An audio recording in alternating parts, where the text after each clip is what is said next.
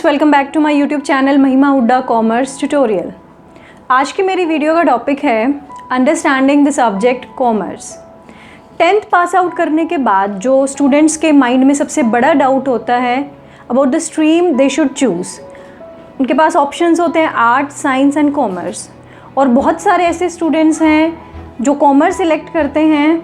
और जब मैंने उनसे पूछा that why you elect that this particular stream, तो उनका आंसर ये होता है मैम आर्ट में बहुत ज़्यादा थ्योरी है, साइंस में बहुत ज़्यादा प्रैक्टिकल है, सो commerce is the mid way. और जब उनको 11th में 12th में स्टेटमेंट्स बनानी पड़ती हैं, जर्नल एंट्रीज पास करनी पड़ती हैं, अकाउंट्स प्रिपेयर करने पड़ते हैं, तो उनको लगता है it's really very tough. So आपको कॉमर्स को as a subject taken for granted नहीं लेना है। आपको ये नहीं सोचना है कि ये तो बहुत आसान है, बहुत सिंपल है, बस हो जाएगा अपने आप।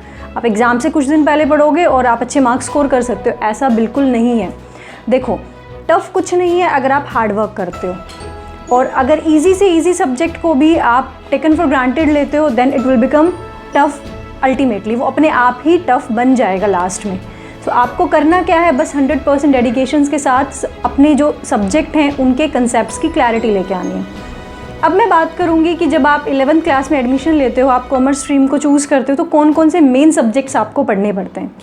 बेसिक जो हमारे मेन सब्जेक्ट्स होते हैं, कॉमर्स के सब्जेक्ट्स होते हैं, वो होते हैं accounts, economics and business studies.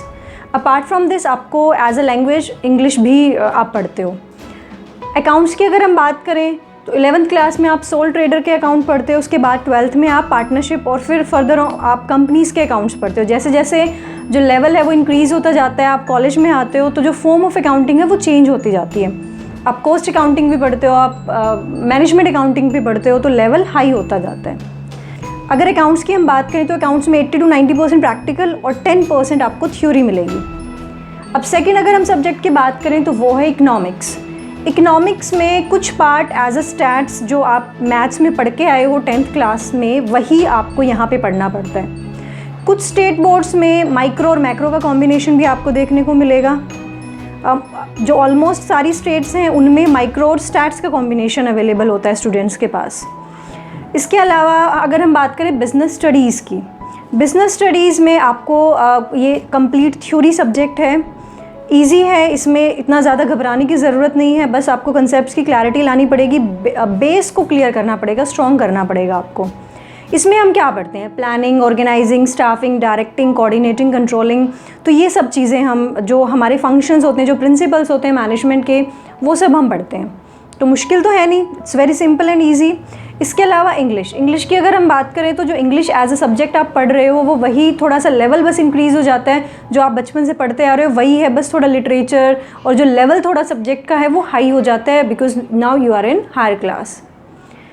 अब बात करें करियर ऑप्शंस की। जब आप 12th कॉमर्स पास आउट हो जाते हो या फिर आप ग्रेजुएट, पोस्ट ग्रेजुएट हो जाते हो विद कॉमर्स, अब आपके पास ऑप्शन क्या है।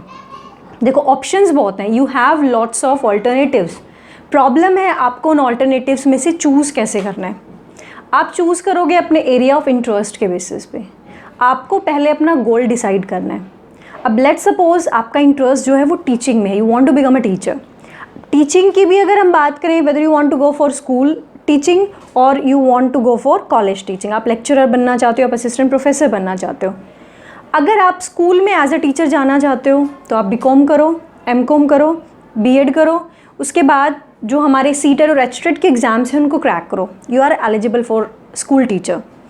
अगर आप कॉलेज में जाना चाहते हो तो BCom MCom के बाद आपको जो नेट JRF का एग्ज़ाम है वो आपको क्रैक करना पड़ेगा, उसके बाद आप PhD भी कर सकते हो।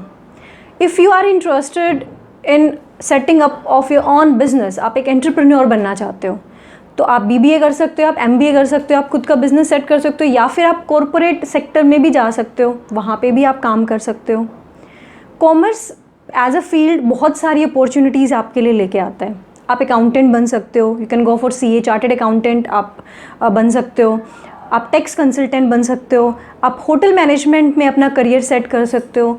तो ऑप्शंस की कमी बिल्कुल नहीं है, पर बहुत ज़्यादा ऑप्शंस होने की वजह से कन्फ्यूजन भी अराइज होती है। सबसे बड़ी जो प्रॉब्लम बच्चों के माइंड में होती है वो यही होती है कि मैम इतने ऑप्शंस हैं, वी आर रियली कन्फ्यूज नहीं होना है। आप पहले डिसाइड करो what is your goal, what is your interest area, उसको अपने माइंड में रख के, उसको ध्यान में रख के, उसके बाद आप चूज़ करो अपनी स्ट्रीम चूज़ करो, अपना जो इंटरेस्ट एरिया उसके अकॉर्डिंग आप अपना करियर सेटअप करो, तो कुछ भी मुश्किल नहीं है। I hope this video will help you in understanding this subject, and if you like the video then please subscribe my channel. Thank you so much.